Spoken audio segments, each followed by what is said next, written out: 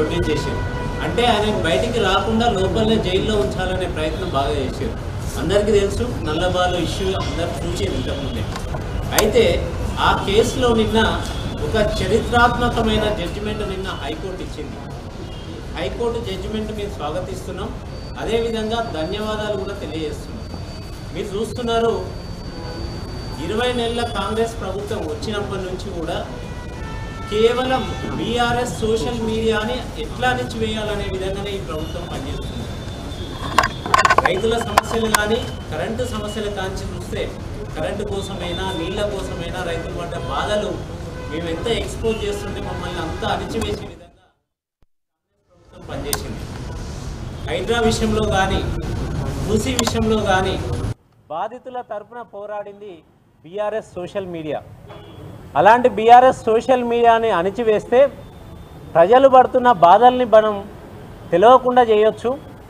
ఆ గొంతులని మనం అణిచివేయాలనే విధంగా ఏ విధంగా అంటే పోలీస్ రాజ్యం అంటే ఎట్లుంటుంది అనేది ఈ 20 నెలల కాంగ్రెస్ ప్రభుత్వం చూపించింది. ఎంత విచిత్రం అంటే ఒక కేసు పెడితే ఒక పోస్ట్ పెడితే దాన్ని రీట్వీట్ చేసినందుకు కేసు పెట్టారు, అంటే రీపోస్ట్ చేసినందుకు కేసు పెట్టారు. ఇది ఎక్కడ కూడా దేశంలో జరిగి ఉండదు. సరే ఒకటి పెట్టారు కదా దానికి బెయిల్ వచ్చిందంటే ఇంకొక కేసు పెట్టారు. ఆ కేసు ఏంటిది? అది కూడా మళ్ళీ ఒక రీపోస్ట్ చేసినందుకు. ఇంత దుర్మార్గంగా ఈ కేసులు పెట్టేది ఎవరు అంటే మా మనోభావాలు దెబ్బతిన్నాయని ఏ కాంగ్రెస్ కార్యకర్తలో పెట్టలేదు, కాంగ్రెస్ పార్టీ నాయకులో పెట్టలేదు, పోలీస్ అధికారులు పెట్టారు. పోలీస్ అధికారులు ప్రజల ఇబ్బందుల్ని ప్రభుత్వానికి తీసుకొచ్చే విధంగా, ప్రభుత్వం దృష్టికి తీసుకొచ్చే విధంగా సోషల్ మీడియాలో పోస్ట్ పెడితే పోలీస్ కానిస్టేబుల్ మనోభావాలు దెబ్బతిన్నాయట. ఇది ఎక్కడన్నా ఉంటుందా అండి? ప్రజల సొమ్ముతోని జీతాలు తీసుకునే ప్రభుత్వ అధికారులు మీరు ప్రజా సమస్యల్ని ఎక్స్పోజ్ చేస్తే మీ మనోభావాలు దెబ్బతింటాయా? ఈ విధంగా 2 కేసులు, ఒకటి రామగుండంకి సంబంధించిన జి సతీష్ అనే పోలీస్ కానిస్టేబుల్ ఒక కేసు పెట్టిండు. అదేవిధంగా కరీంనగర్కి సంబంధించిన వసీం అక్రమ్ పోలీస్ కానిస్టేబుల్ ఒక కేసు పెట్టారు. వీళ్ళు పెట్టిన కేసు ఎందుకు దేనికోసం పెట్టారు అంటే ఈ పోస్ట్ చేసినందుకు, ఈ పోస్ట్ మా బీఆర్ఎస్ హ్యాండిల్లో పోస్ట్ చేస్తే దీన్ని రీపోస్ట్ చేసినందుకు కేసు పెట్టారు. ఏమున్నది దీంట్లో? No vision no mission, only 20% commission. కాదా? ఇది వాస్తవం కాదా? సెక్రటేరియట్లో కాంట్రాక్టర్లు ధర్నా చేసింది వాస్తవం కాదా? కమిషన్ల కోసం ఇదే కదా మేము చెప్పింది. కాంట్రాక్టర్ల తరపున మేము పోస్ట్ చేసినాం, ప్రభుత్వం వాళ్ళకి బకాయిలు చెల్లించాలనే విధంగా మేము పోస్ట్ చేస్తే ప్రజల తరపున పోరాడితే దీన్ని రీపోస్ట్ చేసినందుకు ఒక కేసు పెట్టారు. సరే దీనికి బెయిల్ వచ్చింది కదా మేము తీసుకుపోదామని పడితే ఇంకొక కేసు దీని మీద పెట్టారు. ఏంటిది? ఇది బీఆర్ఎస్ పార్టీలో ఇది పోస్ట్ చేస్తే దీన్ని రీపోస్ట్ చేసినందుకు మళ్ళీ ఒక కేసు పెట్టారు. ఇదేంటిది? కాంగ్రెస్ రాష్ట్రానికి పట్టిన పీడ అని పోస్ట్ చేసినాం కాదా? ఈరోజు ఏ గ్రామానికి పోయినా అడగండి, యూరియా కోసం ఇబ్బంది పడుతున్న రైతులను అడగండి, కాంగ్రెస్ పట్టిన పీడ కాదా? ఇది కరోనా అప్పుడు సంక్షోభం వచ్చింది తెలంగాణలో, ఇండియా మొత్తం ప్రపంచంలో. ఇప్పుడు తెలంగాణలో ఇంకొక సంక్షోభం నడుస్తుంది, కరోనా వల్ల కాదు కాంగ్రెస్ వల్ల అనేది ప్రతి ఒక్క వర్గం, రైతులు కానీ వ్యాపారులు కానీ అందరూ చెప్పుకుంటున్న మాట కాదా? ఈ విషయాలు మేము తీసుకొస్తే దీన్ని వీళ్ళు మమ్మల్ని అణచివేసే విధంగా దాదాపు 5,000 కేసులు మా మీద పెట్టారు ఇప్పటికీ. కానీ నిజంగా బీఆర్ఎస్ పార్టీ లీగల్ సెల్కి కూడా మేము ప్రత్యేకంగా ధన్యవాదాలు తెలియజేస్తున్నాం. ఏ ఒక్కరిని కూడా ఇబ్బంది పడకుండా అందరినీ కూడా కాపాడుకుంటూ వచ్చింది. అదేవిధంగా ఈరోజు దేశానికి ఒక రోల్ మోడల్గా నిలిచే ఒక జడ్జిమెంట్ కూడా కారణం ఈరోజు మా బీఆర్ఎస్ పార్టీ లీగల్ సెల్. ఎంత మంచి జడ్జిమెంట్ ఇచ్చిందంటే ఎవరైతే పోస్ట్ పెడతారో, ఎవరి మీద అయితే పెడతారో వాళ్ళ మనోభావాలు దెబ్బతింటే వాళ్ళు మాత్రమే కేసు పెట్టాలి. వాళ్ళ మనోభావాలు దెబ్బతిన్నాయని ఏ ప్రభుత్వ అధికారో లేకపోతే ఏ మూడో మనిషి కేసు పెడితే చెల్లదు అని చాలా క్లియర్గా జడ్జి నిన్న చెప్పడం జరిగింది. ఇలాంటివి ఒక 8 అంశాలతో కూడిన మంచి జడ్జిమెంట్ ఇచ్చింది, దీన్ని స్వాగతిస్తున్నాం. అదేవిధంగా మా సోషల్ మీడియా సైనికులకు అందరికీ కూడా విజ్ఞప్తి చేస్తున్నాం, ఈ జడ్జిమెంట్ కాపీని అందరికీ పంపిస్తాం. అందరూ లాయర్లకి సోషల్ మీడియా సైనికులకు అందరికి పంపిస్తాం. మళ్ళీ కనుక పోలీసులు ఈ విధంగా వ్యవహరిస్తే వాళ్ళకి ఈ జడ్జిమెంట్ కాపీ చూపించి మరి వాళ్ళకి బుద్ధి చెప్పాలని తెలియజేస్తున్నాం. ఈరోజు ఈ జడ్జిమెంట్ని మేము రేవంత్ ప్రభుత్వానికి, రేవంత్ రెడ్డికి చెంపపెట్టుగా బుద్ధి వచ్చే విధంగా జడ్జిమెంట్ ఇచ్చింది. ఇప్పటికైనా మీరు బుద్ధి తెచ్చుకొని ప్రజా సమస్యలపైన పనిచేయండి, క్రిమినల్స్ కోసం పనిచేయండి, అదేవిధంగా డ్రగ్స్ మాఫియా కోసం పనిచేయండి. పక్క రాష్ట్ర పోలీసులు వచ్చి ఇక్కడ 12,000 కోట్ల డ్రగ్ మాఫియాని పట్టుకునే వరకు మన పోలీసులకు కనీసం సోయి కూడా లేదు. కానీ సోషల్ మీడియాలో ఏం పెడుతున్నారని రోజు అదే పనిగా జూబ్లీహిల్స్ ప్యాలెస్లో సీఎం రేవంత్ రెడ్డి ఇంట్లో కూర్చొని బీఆర్ఎస్ సోషల్ మీడియా వాళ్ళు ఎవరేం పెడుతున్నారు, వాళ్ళ మీద ఎట్లా కేసులు పెట్టాలి అనే పని చేయడం మానేసి ప్రజల కోసం, ప్రజలు మెచ్చుకునే విధంగా పోలీస్ డిపార్ట్మెంట్ పనిచేయాలని ఈ సందర్భంగా పోలీస్ మిత్రులకు కూడా, అందరికీ కాదు, కొంతమంది ఔత్సాహికులు ఎవరైతే రేవంత్ రెడ్డి కోసమే పనిచేస్తున్నాం అన్నట్టు పనిచేస్తున్నారో ఆ పోలీస్ మిత్రులకు కూడా విజ్ఞప్తి చేస్తున్నాను. ఇకనైనా మీరు ఈ జడ్జిమెంట్ కూడా చదువుకోండి, పూర్తిగా ప్రజల కోసం పనిచేయండి.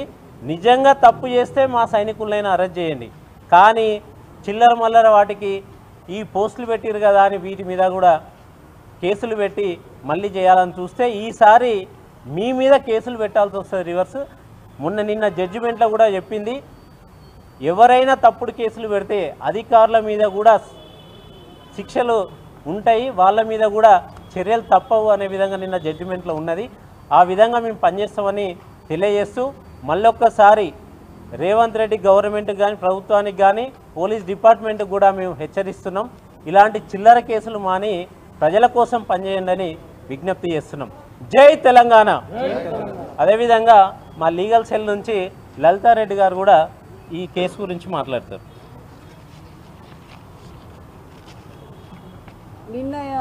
నిన్న జస్టిస్ తుకారాం గారు జడ్జిమెంట్ ఏదైతే ప్రనౌన్స్ చేశారో అది రియల్లీ ల్యాండ్ మార్క్ జడ్జిమెంట్ అయింది.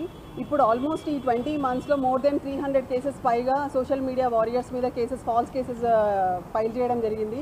సో ఇందులో ఆల్మోస్ట్ చాలా కేసెస్లో ఏంటంటే పోలీస్ వాళ్ళే కంప్లైంట్ అయ్యి అట్లాంటి ఎన్నో కేసెస్ ఫైల్ అయినాయి. ఇప్పుడు నల్లబాలు విషయంలో కూడా తీసుకుంటే శశిధర్ గౌడ్, సో తన దాంట్లో కూడా 3 కేసెస్ బుక్ అయినాయి. ఒకటేమో కరీంనగర్ పోలీస్ స్టేషన్, ఒకటి గోదావరి కానీ, ఒకటి ఏమో CCPS రామగుండం. సో ఈ 3 కేసెస్లో కూడా ఇంటెన్షనల్లీ అసలు దెర్ ఈజ్ నథింగ్, రీట్వీట్, ఒక పోస్ట్ని రీట్వీట్ చేస్తే అసలు మనం నిజంగా కూడా దేశంలో కాదు ప్రపంచంలో కూడా ఎక్కడ చూడలేదు.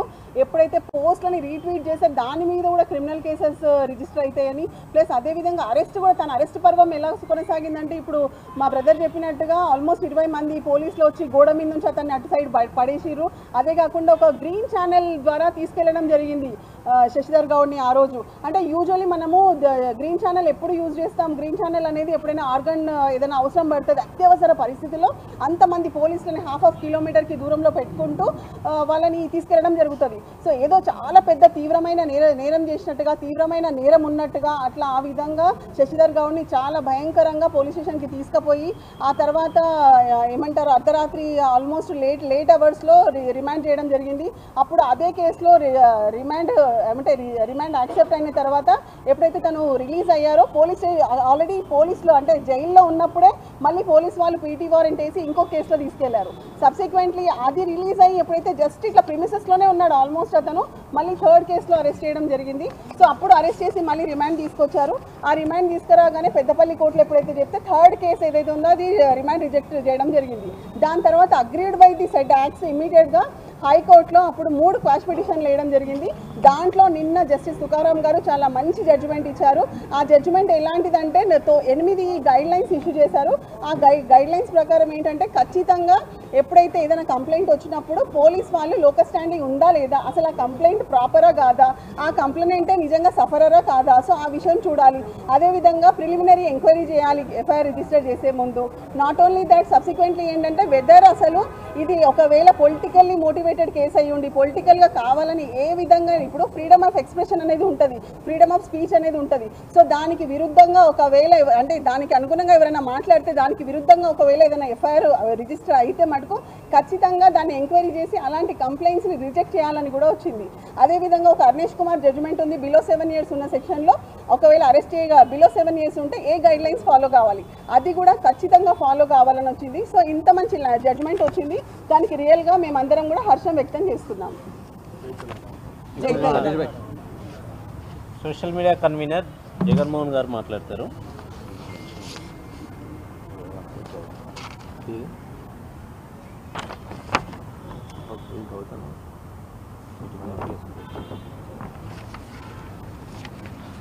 నిన్న గౌరవ హైకోర్టు నుండి వచ్చినటువంటి తీర్పు, జస్టిస్ తుకారాం గారు ఇచ్చినటువంటి తీర్పుని మేము స్వాగతిస్తూ ఉన్నాము.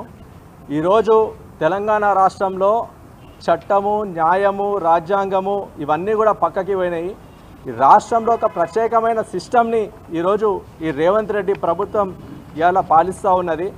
ఈరోజు కేవలం సోషల్ మీడియాలో భావ వ్యక్తీకరణ చేసినా కూడా, న్యాయబద్ధంగా చట్టబద్ధంగా చేసినా కూడా ఇష్టానుసారంగా ఈరోజు కేసులు ఫైల్ చేసి ఈరోజు సోషల్ మీడియా వారియర్స్ని, బీఆర్ఎస్ పార్టీకి చెందినటువంటి సోషల్ మీడియా వారియర్స్ పైన కేసులు బనాయించి వాళ్ళ ఇంటి మీద నిఘా పెట్టి, వాళ్ళ కుటుంబ సభ్యులు ఎక్కడికి పోతున్నారు, వాళ్ళ పిల్లలు ఏ స్కూల్లో చదువుతున్నారు, వాళ్ళ ఇంటి సభ్యులు ఎక్కడెక్కడికి వెళ్తున్నారని చెప్పి ఒక తీవ్రవాదుల మీద పెట్టినట్టు నిఘా పెట్టి ఈరోజు వాళ్ళని వెంటాడి అర్ధరాత్రులు వాళ్ళ ఇంటి మీద పడి వాళ్ళని ఫిజికల్గా అసాల్ట్ చేసి వాళ్ళని రిమాండ్కి పంపిస్తూ ఉన్నారు అర్ధరాత్రి.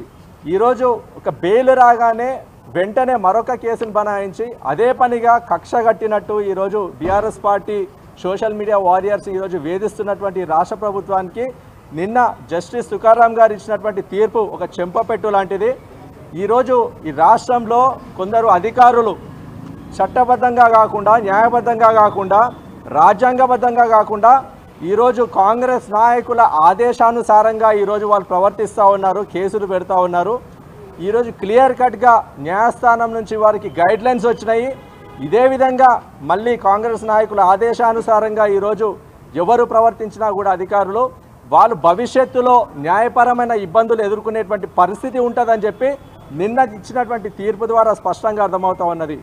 ఈరోజు బీఆర్ఎస్ పార్టీ లీగల్ సెల్ సభ్యులందరూ కూడా ఎందరి మీద కేసులు పెట్టినా కూడా BRS party social media warriors మీద ఎక్కడ ఏ మూలన తెలంగాణ రాష్ట్రంలో ఏ మూలన ఏ రకమైన ఇబ్బంది వచ్చినా కూడా లీగల్ సెల్ సభ్యులు అందరూ కూడా ముందుకు వచ్చి రాత్రింబవళ్ళు శ్రమ చేసి ఈరోజు ఎక్కడ కూడా ఎవరికి ఏ ఇబ్బంది వచ్చినా కూడా వారికి కావాల్సినటువంటి న్యాయ సహాయాన్ని అందించి వారిని కేసుల నుంచి విముక్తి చేస్తున్న వారికి అందరూ కూడా ప్రత్యేకంగా ధన్యవాదాలు తెలుపుతా ఉన్నాము.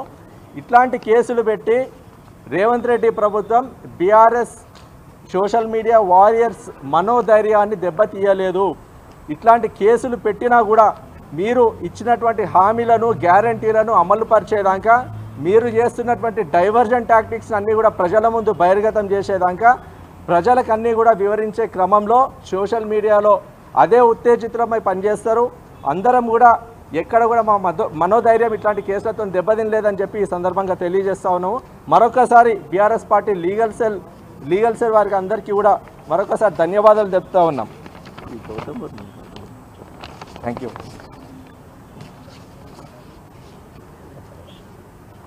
నల్లబాలు లాగానే ఇంతకుముందు ఒక 4-5 కేసులు మీకు ఎగ్జాంపుల్ చెప్పదలుచుకున్నా. రేవతి అనే ఒక జర్నలిస్టు కరెంటు కోతల పైన రాత్రిలో కరెంటు పోతుందని ఆమె ఒక ట్వీట్ చేస్తే ఆమె మీద కేసు పెట్టారు. అదేవిధంగా ఒక రైతు తన ఆవేదనతోనే ఒక వీడియో చేస్తే ఆ వీడియోను పోస్ట్ చేసిన గౌతమ్ మీద ఒక కేసు పెట్టారు. అదేవిధంగా హెచ్సియు ఇన్సిడెంట్ అందరికీ తెలుసు. ఆ హెచ్సియులో జంతువులు ఉన్నాయి, జింకలు, నెమళ్ళు ఇవన్నీ ఉన్నాయని మా నాయకులు దిలీప్, క్రిషాంక్ వీళ్ళు పోస్ట్ చేస్తే ఆ హెచ్సియు ఇన్సిడెంట్ మీద కేసులు పెట్టారు. ఎంత దారుణం అంటే సోషల్ మీడియా కేసుల మీద లుకౌట్ నోటీసులు కూడా ఇచ్చారు. ఇంతకంటే దారుణం ఉండదు. లుకౌట్ నోటీసులు ఎవరికి ఇస్తారు? పెద్ద పెద్ద క్రిమినల్స్కి అయితే ఇస్తారు. మర్డర్ కేసులు ఉన్న వాళ్ళకో, పెద్ద క్రిమినల్స్కో, లేకపోతే దేశం నుంచి పారిపోతారు అనుకునే వాళ్ళకి లుకౌట్ నోటీసులు ఇస్తారు. కానీ తెలంగాణలో సోషల్ మీడియా పోస్టులు పెట్టిన వాళ్ళ మీద లుకౌట్ నోటీసులు ఉన్నాయి. ఈ విధంగా చాలా రుణమాఫీ మీద, యూరియా మీద, హైడ్రా మీద, ఇందిరమ్మ ఇల్లు రాలేదని అడిగిన వాళ్ళ మీద, నీళ్లు లేవని చెప్పిన రైతుల మీద, వడ్లు కొనమని అడుగుతున్న రైతుల మీద రకరకాలుగా కేసులు పెట్టారు. వీళ్ళందరికీ కూడా మా బీఆర్ఎస్ లీగల్ సెల్ అండదండలతోని అందరినీ కూడా కాపాడుకుంటుందని తెలియజేస్తూ మళ్ళొక్కసారి రేవంత్ రెడ్డికి హెచ్చరిస్తున్నాం. గత 3 రోజుల కింద నేపాల్లో చూసినాం. సోషల్ మీడియాని అణిచివేసి అక్కడ ప్రభుత్వాన్ని నడపాలనుకున్న నేపాల్ ప్రభుత్వం 3 రోజుల్లోనే గల్లంతు లేకుండా పోయింది. ఇలాంటి పరిస్థితి తెచ్చుకోవద్దు అని రేవంత్ రెడ్డి కూడా విజ్ఞప్తి చేస్తున్నాం. అదేవిధంగా మా బీఆర్ఎస్ నాయకులు విష్ణువర్ధన్ రెడ్డి కూడా మాట్లాడతారు. మీడియా మిత్రులకు నమస్కారం. సోదరులు చెప్పినట్టు నిన్న తుకారాం గారు ఇచ్చినటువంటి గౌరవ హైకోర్టులో వచ్చినటువంటి జడ్జిమెంట్ మేము అందరం స్వాగతిస్తున్నాం. అయితే ఆ జడ్జిమెంట్లో వాళ్ళు కొన్ని కీలకమైన అబ్జర్వేషన్స్ చేయడం జరిగింది. ఎవరు పడితే వాళ్ళు సంబంధం లేని వ్యక్తులు వచ్చి ఫిర్యాదు చేసినంత మాత్రాన పోలీస్ డిపార్ట్మెంట్ అత్యుత్సాహంతో రేవంత్ రెడ్డి ప్రభుత్వానికి తొత్తుల్లాగా పనిచేసుకుంటా కేసులు అడ్డగోలుగా ఫైల్ చేస్తే అది కరెక్ట్ కాదు అని ఒక అబ్జర్వేషన్. అంతేకాకుండా గతంలో కూడా గౌరవ సుప్రీంకోర్టు కానీ గౌరవ హైకోర్టు కానీ ఏవైతే మార్గనిర్దేశకాలు ఇచ్చిందో ఇట్లాంటి సోషల్ మీడియా కేసుల పట్ల వాటిని కాగ్నిజెన్స్లకు తీసుకోవాలి. దాంతోపాటు ఏవైతే అడ్డగోలుగా మీరు కేసులు ఫైల్ చేస్తున్నారో వీటి వల్ల నిజమైన సమస్యలు ఎదుర్కొంటున్న ప్రజానికం ఎవరైతే పోలీస్ స్టేషన్లకు ఆపదలలో ఏదైనా బాధితులపై ఫిర్యాదు చేస్తే వాళ్ళ కేసులు పక్కన పెట్టి కోర్టులలో ఇట్లాంటి అక్రమ కేసులు పైలప్ కావడం వల్ల నిజమైన బాధితులకు న్యాయం జరుగుతలేదు. ప్రజలు కూడా ఆలోచించాలి. మెయిన్ స్ట్రీమ్ మీడియా కానీ ఎలక్ట్రానిక్ మీడియా కానీ ప్రింట్ మీడియా కానీ మీ ఒత్తిళ్లు మీకున్నాయి, మీ మేనేజ్మెంట్ మీద మీ ఒత్తిళ్లు మీకు ఉన్నాయి కాబట్టి మీరు జరిగే ప్రతిదీ విషయాన్ని ప్రజలకు తీసుకోలేకపోతున్నారు. కాకపోతే సోషల్ మీడియా అనే ఒక వ్యవస్థ ఉంది కాబట్టి గ్రౌండ్ రియాలిటీ ఏంది అనేది నిమిషం ప్రతి క్షణం ఏం జరుగుతుంది గ్రౌండ్లో అనేది ప్రజలకు తెలిసే విధంగా పనిచేస్తున్నారు. ఇందులో భాగంగా మా బీఆర్ఎస్ పార్టీకి సంబంధించి మా పార్టీ ఎవరైతే వారియర్స్ ఉన్నారో వాళ్ళ మనోధైర్యాన్ని దెబ్బతీసే విధంగా రేవంత్ రెడ్డి గారి ప్రభుత్వం గత 20 నెలల్లో 100,000 కేసులు పెట్టిందో ఇవన్నీ అక్రమ కేసులే. వాళ్ళు పెట్టిన కేసులు అన్నీ అక్రమ కేసులే. ఒక్కటి కూడా కోర్టులో నిలబడదు. వారు ఏదైనా పైశాచిక ఆనందం పొందితే తాత్కాలికంగా పొందిండొచ్చు, కానీ దీని ద్వారా మా మనోధైర్యాన్ని, మా పార్టీ నిబద్ధతను, మా వారియర్స్ యొక్క శ్రమని మీరైతే తగ్గించే ప్రయత్నం చేయలేరు. ముఖ్యంగా మేము మా లీగల్ సెల్కి ధన్యవాదాలు చెప్పదలుచుకున్నాం. గౌరవ కేసీఆర్ గారు పెద్దలు వారి ఆలోచననే ఈ లీగల్ సెల్. ఎప్పుడైతే మనం ప్రతిపక్షంలోకి పోయినామో ఇట్లాంటివి అవసరం పడతాయి, ఒక పటిష్టమైన లీగల్ సెల్ ఉండాలని చెప్పి ఆనాడు కేసీఆర్ గారు 10 కోట్లు వెచ్చించి మా లీగల్ సెల్ టీంకి అన్ని విధాలుగా కేవలం బీఆర్ఎస్ పార్టీ కార్యకర్తలకే కాదు ప్రజానికానికి కూడా ఎటువంటి సమస్య వచ్చినా ఎటువంటి బాధ కలిగినా ఈ తెలంగాణ భవన్ జనతా గ్యారేజ్గా మారిందనేది గత 20 నెలల్లో ప్రజలందరూ చూస్తున్నారు. అది హైడ్రా బాధితులు కావచ్చు, లగచర్ల బాధితులు కావచ్చు, ఇంకెవరైనా కావచ్చు, ఎవరన్నా ఇక్కడ రావచ్చు. మా లీగల్ సెల్ వారికి సమయం కేటాయిస్తున్నారు, వాళ్ళ బాధలు వింటున్నారు, వాళ్ళ ఫిర్యాదులు తీసుకుంటున్నారు. న్యాయస్థానాల్లో బాధితులకు న్యాయం జరిగే విధంగా వాళ్ళు కొట్లాడుతున్నారు. ఈ వ్యవస్థను పర్యవేక్షిస్తున్నటువంటి మా కార్యనిర్వాహక అధ్యక్షులు కేటీఆర్ గారికి కూడా ప్రత్యేక ధన్యవాదాలు తెలుపుకుంటూ ఈ రాబోయే రోజుల్లో ఇప్పటికీ మీరు చేసినటువంటి దృష్టి మరలించే ప్రయత్నాలు ఏవైతే కేసుల ద్వారా భయపెట్టే ప్రయత్నం చేసిరో దానికి చెల్లుబాటు అయిపోయింది. ఇప్పటికైనా రేవంత్ రెడ్డి గారి ప్రభుత్వం మీరు ఇచ్చిన 6 గ్యారంటీలు 420 హామీల మీద మీ ధ్యాస పెట్టండి, మీ దృష్టి పెట్టండి, ప్రజలకు జవాబుదారీతనంగా ఉండండి. అంతేగాని కేవలం రాజకీయ కక్ష సాధింపు చర్యలు చేస్తాము, బీఆర్ఎస్ పార్టీ నాయకులను వేధిస్తాము, అడ్డగోలుగా కేసులు పెడతాము. మా నాయకులను ఆల్రెడీ చేస్తున్నారు. మీరు కాళేశ్వరం కమిషన్ అని, ఫార్ములా ఈ కేసు అని రకరకాలుగా వేధించే ప్రయత్నం చేస్తున్నారు. ఎక్కడ కూడా ఎవరు కూడా తగ్గే ప్రసక్తి లేదు. క్షేత్రస్థాయిలో మేమందరం పనిచేస్తాము, ప్రజల పక్షాన ఉంటాము, ప్రజా సమస్యలపైన ఎప్పటికప్పుడు ఈ ప్రభుత్వాన్ని ఎండగడతాము, బట్టలు ఎడదేసి ప్రజల ముందు నిలబెడతాం. Thank you. జై తెలంగాణ.